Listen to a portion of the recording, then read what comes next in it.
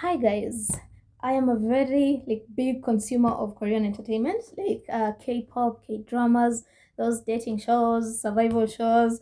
Literally, most of the stuff I watch, almost 70 to 80% of them are like Korean related. And I just love it. I mean, it's so entertaining and there's a variety of things to watch. And it takes me so long to find anything like Western media sort of something to watch. Like it takes a long time, so I'm just going to yap about everything that I enjoyed in that regard in last year 2024. Some of the K dramas here, like I've watched it 2 episodes, then I quit, or 3 episodes, or I just got like to the middle and then I was like, no, no, I'm done. And something about me, I'm not scared to drop a K drama.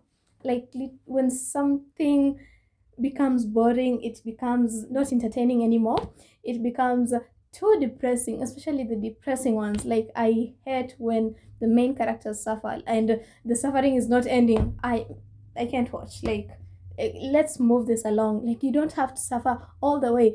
I am watching this for entertainment. Like I'm not here to suffer with you, so I am sorry, I'm not watching that. And also the forward button, it's there for a reason. Like if the drama is too slow, move it along. So I'm just going to start with those that I watched fully, that I finished, regardless of whether I like them or did not like them. And I'm just going to give my 2 cents there. So just going to be talking about them literally. Just a disclaimer. I am going to be butchering these names up. I'm probably not going to pronounce them the right way, but I hope you get me, you get what I'm saying. So, Akila Paradox, Cheushik. I think this is the first time I saw him after our beloved summer. And in our beloved summer, he was so he was cutesy. He was a soft boy. But here it's not serial killer, but a killer. He was going around killing people, and it was different. It was refreshing to see. And personally, this is not the kind of thing I gravitate towards. Like, this is not my favorite genre, so I didn't enjoy it as much. So maybe, yeah, it's okay. You can watch it if that's your favorite thing. The thing, thriller, crime, yeah. Same with A Shop for Killers, featuring Lee Dong Wook. Like, I love that man to bits. Like, oh, I love him, and that's the only reason I finished the K drama. I think I've watched everything he's been in. Okay, almost everything, but everything bit from. Can I even remember? I've watched Tale of the Nine-Tailed Fox. Mwah! Like perfect, perfect. Especially the 1938 one. Kim Bomb there. You guys should watch that. I've also watched Goblin, obviously Kilam Tome Watchio. Bad and Crazy with Wiha Jun, amazing 10 over 10 performance, like love it. I've also watched what was that called? The one where he's a lawyer, and then the other, I think I've forgotten it. I'll just put it here while editing. Yeah, I just love all of his dramas, and like he is absolutely like hot. Like, oh, he looks so good. Like look at this man. Like tell me. Anyway, I just watched it because of him, but again, it's not my favorite genre. Like there was too much. Like it was too sad. It was too depressing. It was too. It was so chaotic. Chaotic. Sorry, the guns and all that. I'm not a fan of like the violence, the gunshots. Like it gets too much for me. So I don't like those kind of movies. But he was good in it, so you can watch that. Escape of the Seven. Oh, God. Spoiler alert. Like literally, if you've not watched it and you've been thinking about watching it, like I am going to spoil this here. Like this drama, it feels like the writers were like high on something while doing this, because every episode I was like, huh? What just happened? What did I just watch? It's like you just want to watch. Like this is not something you can watch while you're busy, because you will want to watch it, you will want to keep watching it. It's like Penthouse. The first time I watched Penthouse, I think I stayed up all night just watching it, because every episode I was like, wow, what happens next, what happens next? It was so chaotic, but this one, it is even more out there. And it features Judante. Let me tell you something. When he was first shown on the screen, like that, like his first introduction to us, the viewers, with the white hair and all that. From that moment, I knew that was K. I knew that was K, because every drama I've seen, like everywhere I've seen Judante, like he's never the good guy. But then the writers played with us. Like they showed him in this good light, like as a good person. He's here to revenge his daughter. And I'm like,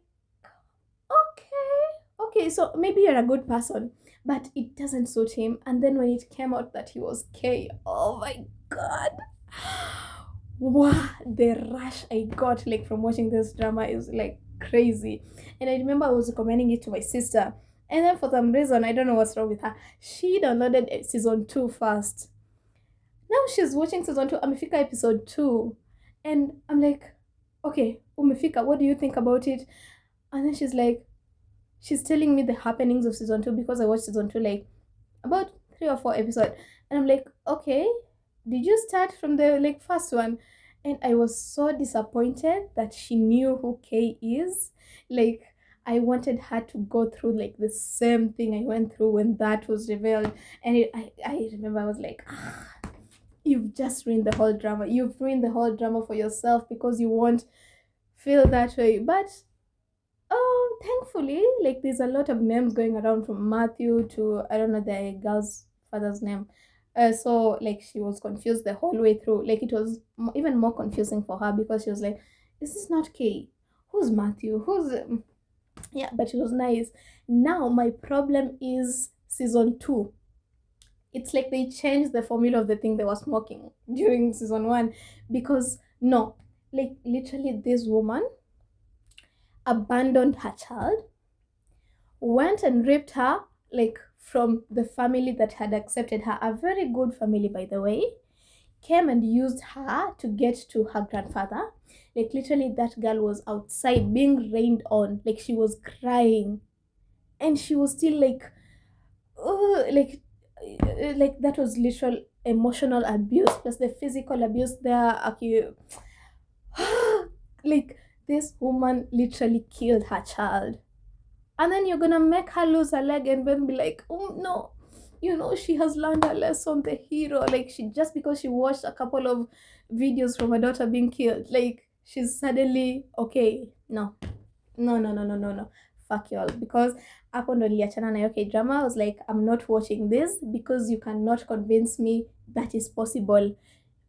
I won't stand for her. And then you're making her Medusa. I think she's Medusa, right?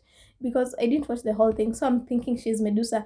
And then she's coming here and controlling the people who actually cared. No, no, no, no. I just said I am going to wrap this up here and throw that, pretend that never happened, and probably just make up my own ending for Matthew for K. I just killed him in my head. I gave him my own suffering in my head. So we apana. I hate when writers do that. And it happened with Alchemy of Souls. Season 1 was like legit, like it was pure greatness. It was magic. Oh god. Alchemy of Souls literally is that drama. If you've not watched it, I don't know what you're doing. Oh, you should. Oh, I love Alchemy of Souls. Like, it's amazing. The writing is great. They don't focus too much on the love story. And then season 2, you're bringing Naksu back, but we were waiting for the Naksu, like the badass bitch, like the oh, you coming apana. Like, I hate that they focused on their love story in season 2. Like, that was not interesting after like giving us like high hopes. And also the way Jinmu was killed was not that satisfying. Like, I just didn't like season 2. But episode 1, I think I've watched it about like 3 times, like over and over again. Oh, I just love me some Jong So Min. Oh, she's an amazing actress. Like, yo, I really love that drama. Like, it's among my top dramas. Like, I could recommend to anyone, like, confidently. That's the one I would say. Death's Game. I have loved So In Guk since I think Domacha Service, and he was amazing there. Like, he looked good, and their chemistry with Park Boyoung was just top tier. And so I was excited for this. Also, because there were like other cats, there were other casts like Lee Do Hyun, there's Kim Dami, I think. Um, Kim Jae-wook, Lee Jae-wook. Am I getting these names right? Lee Jae-wook. I'll just put the cast here. Like the cast was like amazing. Like the budget of that movie was out of this world, but it did not give what they thought it would give. I feel like it was so hard to get into the storyline to like connect with the characters because it's like each story was too short.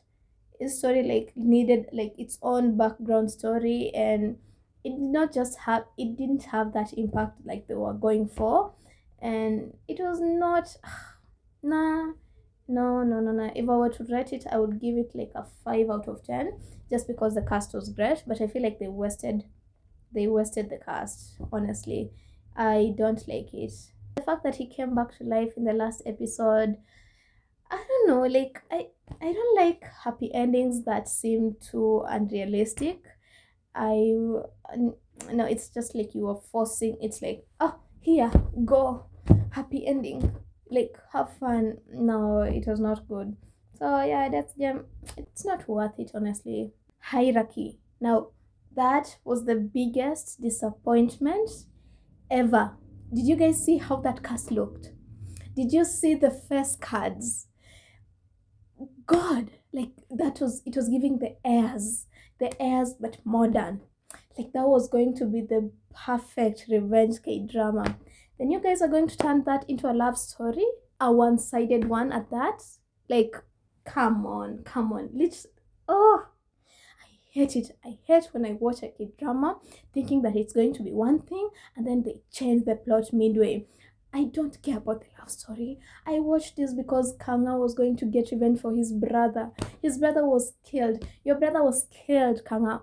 And you're going there to fall in love with potentially with someone who's connected to. Oh, I was so mad. I was watching episode one, it started well. The ending was perfect, where Kanga went and kissed, I think, Jay, and Rian was there, and the way he was filming. And then episode two, it's okay, we're on track. Episode three, you start being like, okay, okay, maybe this is just a break. They're going to get back to the point. Episode four, oh my god, tell me why this boy is following Jay everywhere. Like, you're not here for love. Can you just find your priorities and stick to them? You're not here to fall in love. Like, you don't even stand a chance. You don't stand a chance against Rian. Like, could you just move on? Like, find something to do? I don't know, like getting revenge for your brother. Oh, these writers pissed me off so much. And then that ending, it's like I think he sent a text to Rian, and then he walks the hallway looking proud, smirking. You thought I was gonna get excited? No, no, no, no, no, no, no. We're not going to watch Hierarchy season 2. In fact, they should just scrap the whole thing, scrap the whole script, get the same actors, and just rewrite the whole thing. Just give us the revenge drama we are here for. Like, please, that cast was too good to mess that up. Literally, the only reason I stayed till the end was because of, was it Jiwon?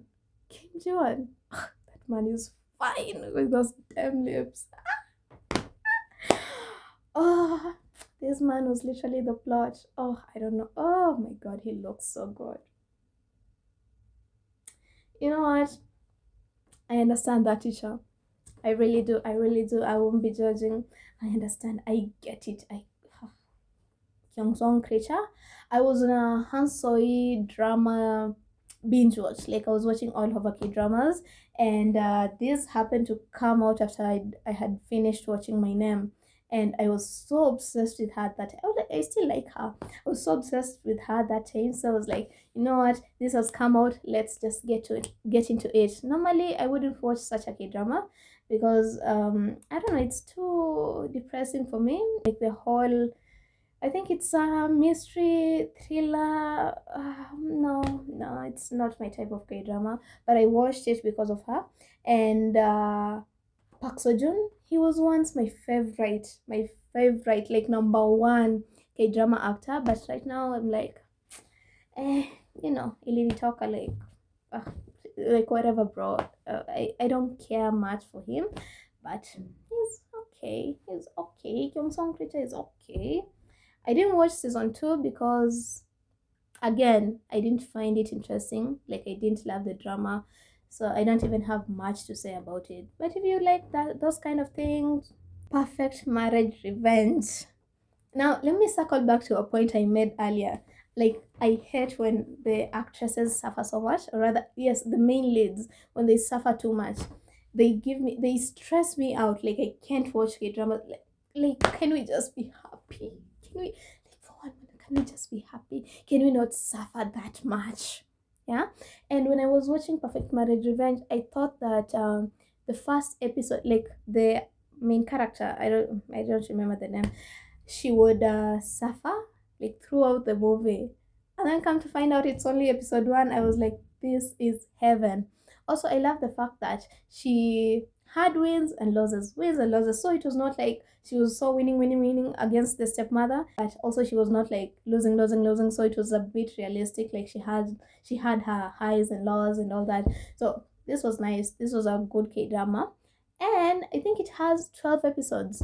I stopped watching it at episode 11 because they had already gotten the mother, the stepmother. I think they already gotten her like to. Anyway, they had executed their revenge, and now I was like, okay, so you guys are done. Why do I have another episode? Like, I don't think there's anything you guys are gonna tell me that's gonna be useful. Like, my purpose here is done. The You've gotten your revenge. Like, you guys, if you're going to get married, I don't care, you do that. And that's what I do with most K dramas. If I feel like we are done at a certain episode, be it like episode 14, maybe out of 16, like that's why I end the K drama, because I know the last few episodes are gonna be a drag, and that's not important to me. My demon, oh, we started so well. It was going good. Like, each episode was enticing, each episode was captivating. Like, Song Kang and Yoo Jong, like, it was giving chemistry. And then they just had to go and ruin it. By what? By making them, by turning it into a romance K drama. Oh my god, I hate when they do that. I love when, like, there's a little chess, the male lead, rather Song Kang, Song Kang chases Yu Jong. Like, the chess is captivating. The chess is captivating, but then when they fall in love, it's like, okay, now it's boring. Now, like, get it off my screen. Like, please, I don't want to see that. And the problem is not them like falling in love. The problem is when they fixate on that. Like, let's move on, please. Like, it's okay, you've gotten the girl, but can we move on to this like important thing? Like, this point of the movie, like, we have a demon on the loose. Can we just go get that demon? Like, I don't care about your love story. Please, let's move on. Let's move along. Oh my god, was it episode 10? Episode 10 to 12, like, there was just smiling. Oh, it was so nauseating. Oh, I hated that part. And another thing, I feel like Yu Jong, she was smiling a bit too hard, that it felt too unrealistic. She was too happy, in my opinion. No, she had a lot going on in her life. Like, there's no way she was that happy. Like, literally, she was smiling from ear to ear. No, I don't stand for that. So yes, it made me uncomfortable. I guess happiness makes me uncomfortable. So I just stopped watching that. Like, can we just stick to the main topic? Please, please, please. Let's not turn everything into romance as soon as it starts. It can be a side plot. Chebal, please. Anyway, Mr. Plankton, I'm still watching it. I'm in, I think, episode 8. So far, so good. I love Miss Muda one. I've watched like most of the things he's been in. Eternal Monarch, there he plays like two different characters, the same thing. I've watched Tempted. Ooh, he's a toxic person, Apo. You should watch it. It's a really nice K drama. And also Mad Dog. What else? Save Me. He has some really nice things out there. So I'm loving it. And also, I think the actress here was the one who acted Strong Girl Namsoon. I remember I didn't finish that drama because it was too cringy. Like he was too, she was acting too cutesy. Like the egg yolk was too much. Like you're 18 years old. I feel like, no, the cuteness was too much. It was too cringy for me personally. So I didn't even finish it. But I love her in this. She's a good actress. Oh, I guess I'll tell you after I finish what I think about it. So, Queen of Tears. I feel like this is the K drama that took like the number one spot for me like this year. It was so engaging. It was so like the mix of comedy and heart wrenching scenes. Literally, one time I'm crying, like literally I'm bawling my eyes out because of Haynes' sickness, and the next time I am laughing my ass off. It was just the perfect mixture of happiness and sadness. And also Kim Ji Won, like she was just a perfect person for that role, like chef's kiss. Now, one thing I really wish Kim Ji Won would have died. Oh, I really wish, not wish. Yes, I Wish Hong Ain would have died. Like, hear me out, hear me out. I feel like they made her disease so serious, like too serious, such that when she was cured, it was like, now this is just like you're lying, like you are forcing that happy ending. Like, no, it's too much, it's too much. And then the way they rushed the last episode from, Hain trying to remember the husband. Mm-mm, mm-mm. No, no, no. She should have died. She should have died. I feel like that would have had more impact. And maybe this makes me sound so weird, but yes, she should have died. That is my unpopular opinion. Hong Hain should have died. It would have made the drama more like, wow, what did I just watch? You know that feeling? Maybe have you guys watched 39? Sorry now, Hope. I think. Oh my god, that drama is something else. I have never cried that much. The way I have a habit of repeating K dramas, that is one of the K dramas I would never touch again. It was too much pain, too much pain. So if you're looking to cry, you should watch that. The Frog, featuring Gomin Si.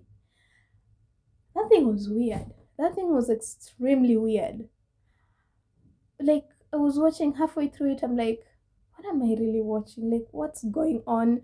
You get so confused with the K drama. Like with the drama, you don't know whether you're in the present or the past. At some point, I thought like these two, rather the two families were living in the same time period, and I don't even know. It was so weird that I fought most of it, only to get to the part where I think Gominsi and the ex were fighting, and they were seriously fighting. Literally, there was blood everywhere, and I'm like, whoa, what did I just miss? Like I literally had to go back just to understand what was happening there, and I didn't understand it. Like the whole thing was crazy. It was very weird. It was very weird. The frog. Hmm. I don't know. Now the trunk. It was quite interesting for real. It was a very, I don't even know what to say. Like the whole marriage arrangement thing. The wife. I literally don't know what the wife was wanted. I think it was the name Soyeon. Yes, I don't know what Soyeon really wanted, because you're going to get your husband a wife so that your husband leaves you or doesn't leave you, because at some point it's like you wanted him, it's like you just wanted him to suffer. Because tell me why you can't even leave him alone, and then suddenly when you realize, oh no, he's falling in love with the other girl, you're like, You know what, the married thing is a no, call it off." Oh, that bitch, like I literally wanted to punch her. And that one scene literally caught me off guard. I mean, I've watched K dramas where like they show such kind of scenes, and this one was like too exposing. Like this was like wow, like too much, too much. And it's I don't know. Like this is the first K drama where the love story, the falling in love, that period where they're in a relationship didn't make me want to puke. Yeah, that's the first one. It was not cringy like they were. It was a calm. sort of love, and it was okay. I would give it a 6 out of 10. Like, it was nothing out of this world. Like, welcome to Sam Dalri. You, I haven't mentioned this, but Shin Hyeson, Shin Hyeson is literally my favorite actress. Like, literally, wako heavy with Kim Go Eun. They're my number ones. Like, anything of hers that comes out, I must watch. I must watch. I remember, I think my first time watching her was in Legend of the Blue Sea, but she was a bitch in that. She was the other girl, the girl who wanted Lee Min Ho in that. And I saw her again in My Ghost. In All My Ghosts, she was the girl with no legs, the sister to the main lead. And I've been seeing her around, and my first time seeing her in a lead role was in Mr. Queen. Oh my god, that thing is hilarious. Ooh, Mr. Queen. You know, Alchemy of Souls, Mr. Queen? Like, those are my number one, my top two, rather, or rather, among my top 10 recommendations to people who are starting K dramas, or people who want to watch K dramas and they've not watched that, they've not watched those. I would confidently recommend Mr. Queen. Oh, that girl is hilarious.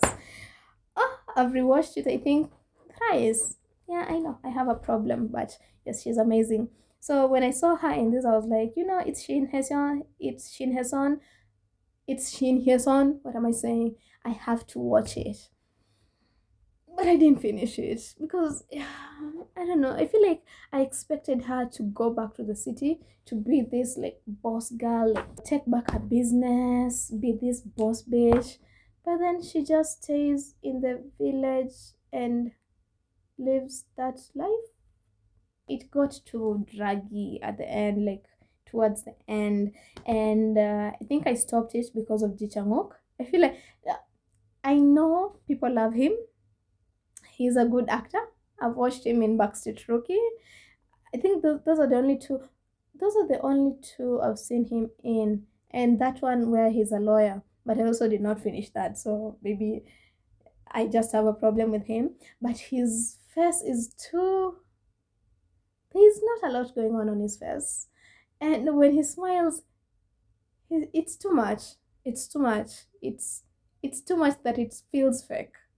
He has a beautiful smile, but every time he smiles, I feel like it's a bit too fake. So it was uncanny to say the least. So I just dropped it there because it was not interesting anymore. But I love everything Shin Hye-sun is in, and she is like amazing. Twinkling Watermelon. Oh my god, this one has a special place in my heart. Oh, and I didn't want to watch it at first. Like the time it came out, I was like, like there's a lot of K dramas coming out, so it's like you don't know which one to watch, and you've seen a lot of reviews. Everyone has different tastes. If someone says they love this, maybe they love the trunk, and I've just given it a rating, a 6 out of 10 rating. You see, people have different tastes, so it's like you don't really know if it's that good, if it's worth your time, because it gets so hard to start a K drama sometimes. But I am so glad I started this because it is so heartwarming, it's so funny, it's so wow. I just love the relationship with him and his father when he was younger. Such a nice K drama. Like it's so warm. It's like a warm cup of coffee. Like that sort of mood. Yes, there's scenes which will make you cry, but it's worth it. It's worth it.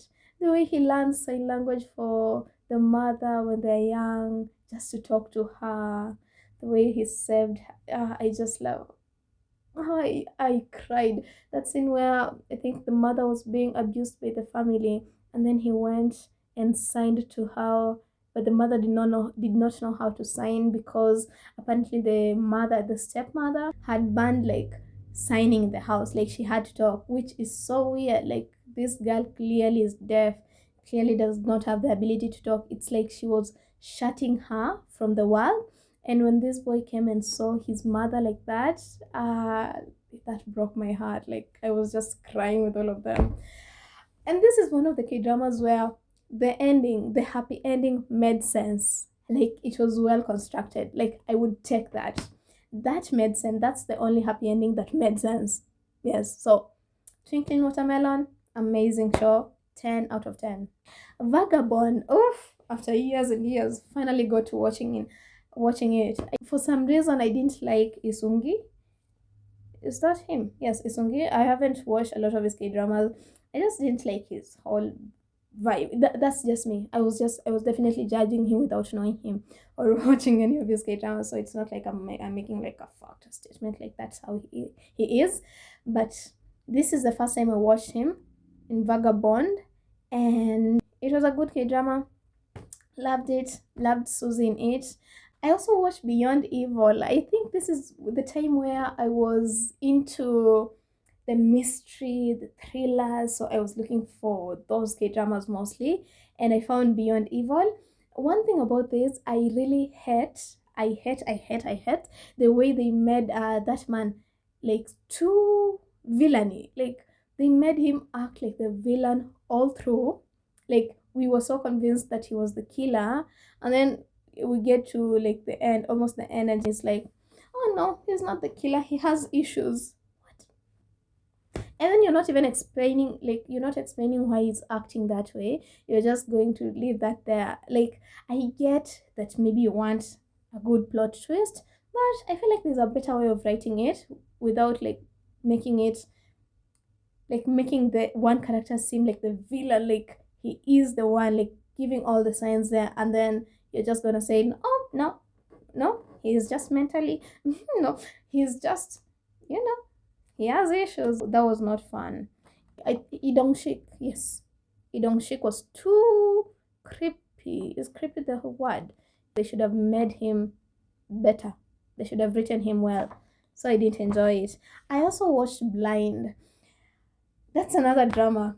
My problem again was like you're making the people too believable. Like you're making them do things that literally point them to being the villain. Like if you told me he's the villain, he's the serial killer, I would believe you. But it's the way you're just coming in, switching it up, like, oh no, he's not the killer. You misunderstood him, and you made him that way without like proper explanation as to why he was acting this way. You did the same with the brother, like with everyone. Like we were suspecting, and it's like, oh no, that's not the one. I was like, enough, enough, enough. I am tired. So I just turned it off, went to TikTok, just scrolled, Googled, and see like who the villain is. Then I just ended the whole thing there. Like, you are not about to waste my time. I have other dramas to watch. I have other things to catch up on. Please. Now, the next batch, okay, dramas that I stopped watching for some reason, and that reason mostly being I was bored with it, or maybe the acting was off, the story was not giving, the writing was off. Yeah. So the first one is 2521. This is a popular K drama, and I feel like you have watched it, but oh my god, I have started it like 3 times, and I just can't get past episode 3. Oh, there's something about Nam Joo Hyuk that just puts me off. I don't know. I feel like his eyes are too cold. They're so non-expressive. Like it's given. I don't want to offend anyone. Nam Joo Hyuk fans out there. This is just my personal opinion and feelings. And yeah, so I didn't watch 2521. Like, and I don't think I will watch it again. Like, I feel like I'm done with my 3 trials. I have given my all, so I'm not going to watch it again. Dr. Slump started well. Yeah, then I just got bored. Yeah, it was too boring. I think I left it at episode 5. Too much suffering. Again, I don't like suffering, so too much suffering, so I stopped it there.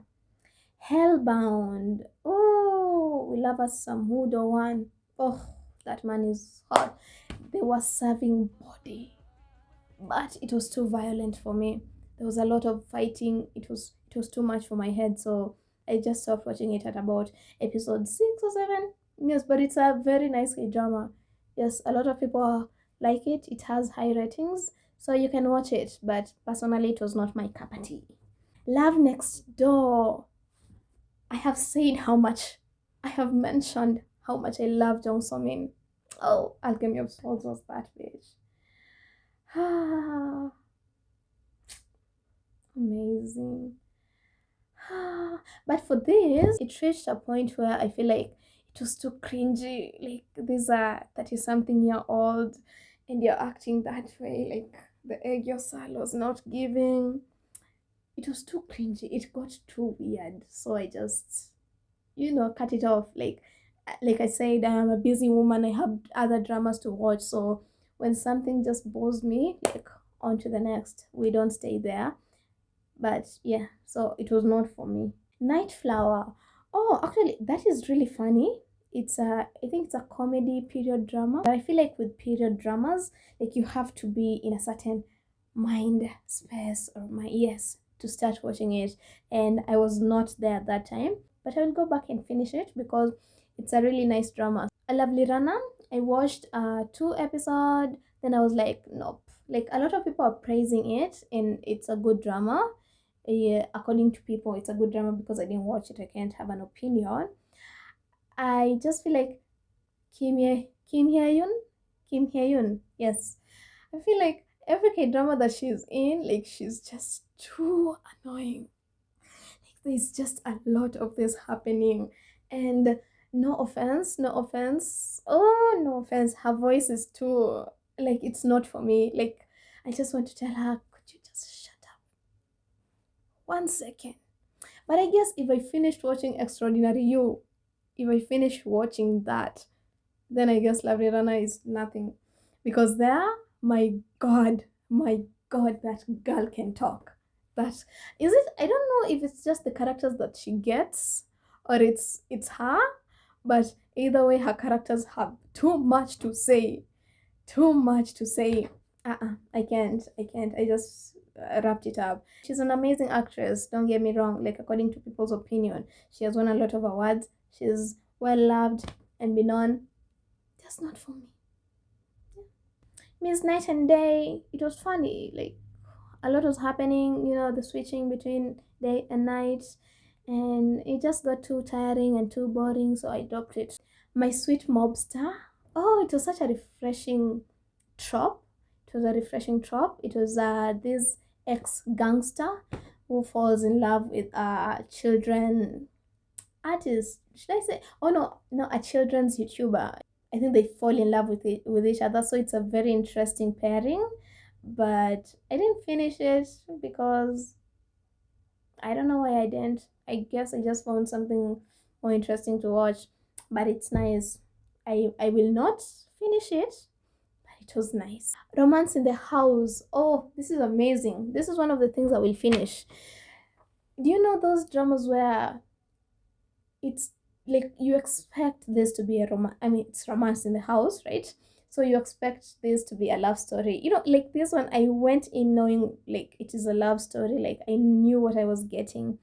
But then they kept showing less and less of Mino, now the male character, the male lead.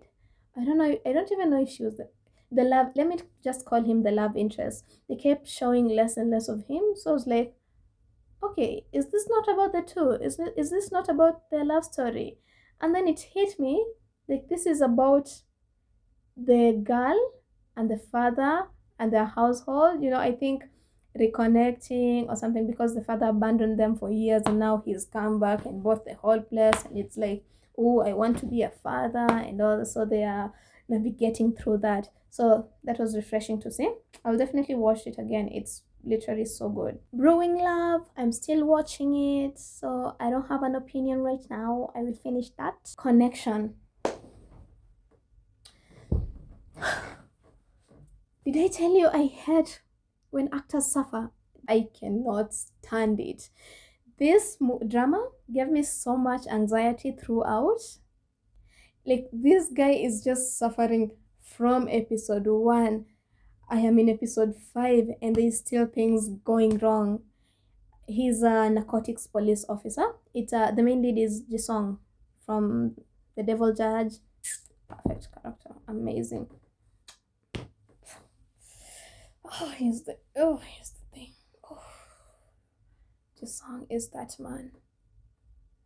Anyway, now here He's a narcotics police officer. Then he was kidnapped, and then he was drugged. I think he was locked in. He was locked somewhere. Then he was continuously injected with drugs, but drugs is like very illegal in Korea. So, and the fact that he's a narcotics police officer and now he has been made addicted to these drugs, and this person keeps supplying him with drugs. And each episode I was like, oh my god, he's gonna get caught. Oh my god, he's gonna get caught. Like, oh, it was giving me so much anxiety. I was like, no, stop. Like, this is not why I'm watching a drama. I want to be I want my heart to flutter. I want to be enraged, but I don't want to go through anxiety like that. So, no. So, I stopped watching it. The Impossible Air, stopped watching it after episode 3. Oh, it was you. The writing was shit. Like, why? It's crazy. Like, you guys should watch it just to know what I'm saying. I can't even describe it. I don't know what Ijewok was thinking picking this drama.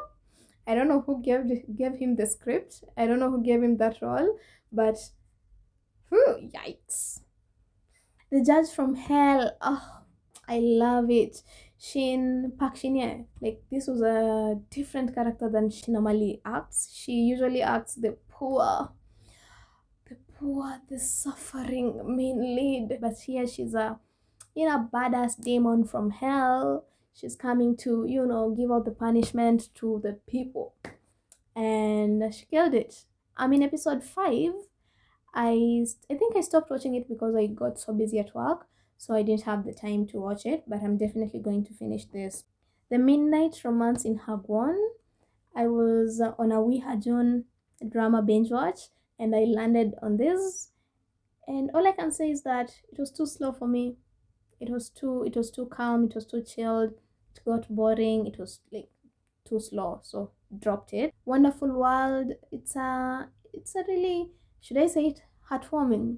No, it was too painful, too depressing. Like, everyone had a lot of problems and it was not getting better. Everyone was so moody. It's okay to have problems, but this is not why, again, I am watching a K-drama. I'm not here to be sad and cry. Yes, I do go looking for those K-dramas when I'm feeling that way, but this was not the time. And I feel like this role, Chaunu, really improved. The last time I saw him was in True Beauty, and it was bad. Other than the fact that the female lead was so annoying, like, like he was one of the reasons I just, closed my laptop and I was like, time to go to bed. We're not going to watch True Beauty. So I just had stories from people that it's a nice drama, but I've never watched it. And it's okay. I don't feel bad about it. If something is not interesting to me, it's not interesting, and I'm not gonna watch it. Yeah. Anyway, that wraps up the K drama section of this. Oh, I feel like I've talked a lot about it without even saying anything. I should have gone in depth about it, but I'm afraid this video would have been almost 2 hours long. And that is the point. Yes, that is the point, like me sitting here and yapping about things because this is my little space. But that would have been too much. Yeah, so let's just wrap it up here. In terms of K-pop, I feel like this year off has been like a very, oh, what is that? A very good like K-pop year. Like, the songs have been, oh, bangers left and right. And I have stunned new groups this year and restunned some group that I stopped stunning, and they made a comeback and they were good again. So I got back on the train. Like, if something is not interesting anymore, it's okay to let it go. It's okay. Stand this last year was Meow. Is that the pronunciation? They made a debut on a black label, and when they first came out with Meow, I didn't really care much for it. I just listened to it. I'm like, okay, cool stuff. You go, girls. And now, months later, I was looking for a song, like a 5-member performance that we could do for like some event that was being hosted, a K-pop event. I was looking for that, and I don't know, something just told me to look at Meow. I literally cannot even tell you what made me go look at that, because I feel like there's other groups that are 5 members, like ITZY and other groups that I cannot remember right now. But I landed on Meow, and I listened to that thing over and over again. Right now, it's one of my favorite songs out there. I love that thing. And you know, with performances, while practicing, like you have to listen to the song over and over and over and over again. So by the time you're done with the performance, it's like, get that away from me. Like you don't want to listen to it anymore. But with Meow, I still listen to it even after the performance, and I listen to it a lot. And then afterwards, Body came out. Body, body, ooh. Body, body, yeah. A body, body, ooh, ooh. I love that song. Aki, their songs are so good. Yeah, so Meow is one of the groups I'm standing right now. Elite, when they first came out with Magnetic, I didn't like it so much because of their concept. It was too, too like too cute, too uncanny, too doll like. To you get what I'm saying. But then it became so popular, so I wanted to see like what the fuss is about, and I listened to it. It's amazing. I listened to all of their major songs like Magnetic, Cherish My Love. Oh, that's my favorite in the whole like out of their songs. That's my favorite. Cherish my love. Cherish my love. I can't even sing it straight, but it's my favorite song out of the album. And I feel like this is one of the groups where I don't care much about the members. Like I'm not watching their interviews. I'm not watching most of their stages. But when their song like starts playing, like I have their songs like in audio version. Yes, I watch the music video when they come out because like, who doesn't watch K-pop music videos? Like they're literally so aesthetically pleasing. So I watched that, but then that's it. XJ, oh, this year was their year. They did their big one. Bangers after bangers. Oh, Woke Up was literally a cultural reset. It was that bitch, especially Maya's verse. I think right now I have memorized the whole song because I just keep listening to it over and over again. Then they came out with Howling, and then no, no, no, no, not Howling. What was the next one? What was then there was Undefeated. Like they've just had bangers and bangers. Unpopular opinion, I feel like Undefeated, the chorus part, the undefeated. It should have been longer. They should have done it like two times. Like that once, that singing that part once, like was not enough. Oh, it's too good. Like I just keep craving it. They should have done it twice. Yes, that's my unpopular opinion. And I feel like with XG, I started stunning them when Shooting Star and Left Right came out. So we performed those two dances, and from there it was just I just love them, and anything they put out, I'm there. ITZY, I restand them. It's that group. Like we cannot even argue. Their songs are amazing, and they started off so well. Like when they made their debut, was it in 2019? I was there when Dala Dala was released. Then Not Shy. Then Wannabe. Then what else? I See Loco, Mafia in the Morning. But then something happened after Loco where they just. It's like people suddenly just turned on them, they hated them, and they have never recovered ever since. Honestly, Born to Be should have been their drama. Born to Be should have been that song that brought them back. But I don't know, like, it's so sad to see that they're not performing as well as they should be because honestly, all their songs are bangers. From God, Imaginary Friend, like all their songs are so good, and I hope they'll come back. I'll hope they'll regain their status like Espa did. There's also a time where Espa made like they don't go like they lost the people's favor, and I think they disappeared for a while. They stayed, was it a year? I don't know if I'm saying the right thing, if I'm correct, but then they just came out with Drama, and that changed everything for them. Drama, oh god, I have covered that song so many times. I think I did it like four times, like the same dance, the same place. I think I'll put some videos over here. Oh, I loved Drama. And then they came out with Supernova, Armageddon, like Whiplash. All their songs have been just bangers after bangers after bangers. Like That was Espazia, and I'm glad they made that comeback. And oh, they are serving us like it's nice. So after Espa, I'm just going to mention this. I don't have to say like a lot about them. It is amazing group. Never not stand them. Like always been like one of my faves. So they're there. My bias in it is feel like he's so underrated. Like he should be getting more recognition than this. He should be like when how people talk about Captain and Akina San and all that. Like he should be talk of the town. Like I know there's people who love him, but like outside, outside a teeny, like I feel like he's too underrated. I love that man. I listened to Rise a couple of times last year, and with Rise, their bridges are out of this world. They have no bad songs. I've enjoyed listening to them. New Jeans, Kiss of Life. Oh my god, that is my number one group. Oh, like those girls are amazing. They just have this sort of charisma. I love their songs. I think one my favorite song, like before Igloo came out, like if you go to my page on TikTok, you'll see I've done Igloo like a million times. Well, 3 times, but that's a lot of times. Like the same part.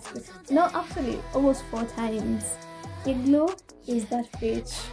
Oh my god, Hanul in that is like amazing. Now, before Igloo, my favorite was Bad News, and Midas Touch. You know what? I can't pick a favorite. Like all their songs are just bangers after bangers. I love me these girls. Like I love these girls so much. Then I also stand Katsai. What's not to love? Manon. That face card is out of this world. There's a video I keep thinking about. I'll put it here. Manon with straight hair in that video. Honestly, she's the most beautiful girl I've ever seen. Wow, God, she's beautiful. And I feel like as I'm like growing older, I'm getting older. I don't really stand. I don't really have biases like that. There's just groups where everyone is just too good. Like you fail to pick a bias, and that's the case with Cat's Eye. I like Lara, Manon, and Danny. Those are my top three. Those are the like I can just say they're my bias wreckers and all that. But yeah, that's all the K-pop groups I've been into this year.